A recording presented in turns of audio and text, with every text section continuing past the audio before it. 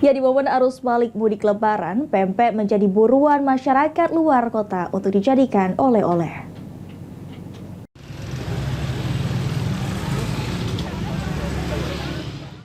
Memasuki arus balik mudik Lebaran, tidak sedikit pemudik yang berasal dari luar kota Palembang mulai berburu kuliner untuk dijadikan oleh-oleh pada saat kembali ke daerah asal.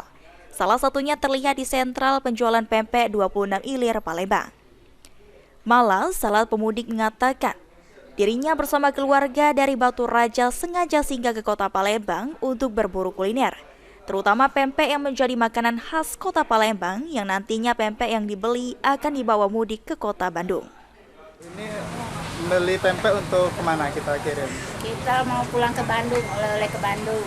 Oke, berarti ini emang warga Palembang atau seperti apa?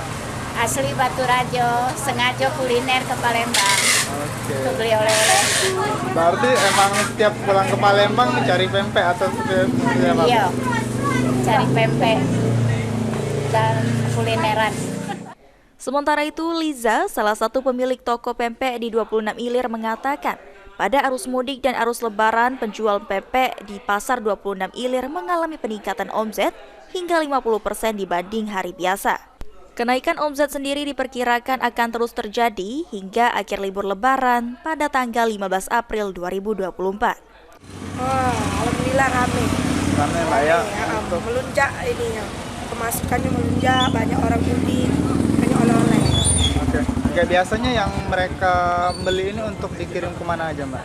Ya, kadang-kadang banyaknya dari Jakarta, Jawa, Bogor, ada semua.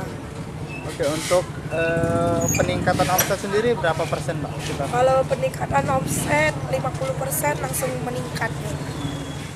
Liza menambahkan pada arus mudik dan arus balik Hari Raya Idul Fitri untuk pempek yang paling dicari untuk dijadikan oleh-oleh yaitu pempek telok dan pempek adaan dengan harga mulai dari Rp1.500 per butir. Eki Saputra, PAL TV.